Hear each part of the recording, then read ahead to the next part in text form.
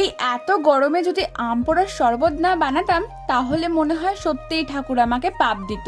কারণ এখন আম পোড়ার শরবত তো ট্রেন্ডিং চলছে, সবাই বাজার থেকে আম কিনে এনে আম পোড়ার শরবত বানাচ্ছে। আর আমাদের তো নিজেদেরই আম গাছ রয়েছে, তার সাথে আমও হয়েছে আম গাছে। তাহলে এখন আপনারাই বলুন তো, আমি যদি আম পোড়ার শরবত না বানাতাম আমার কি পাপ হতো না? তাই প্রথমেই বাগানে চলে গিয়েছিলাম আম পাড়তে। হাতের সামনে যে দুটো আম পেয়েছি সেগুলোই পেরে এনেছি। তারপর দুপুরে খাওয়া দাওয়ার পর চলে গিয়েছিলাম ছাদে আমগুলো নিয়ে, আর সেটাকে ভালো করে কালো করে পুড়িয়েছি।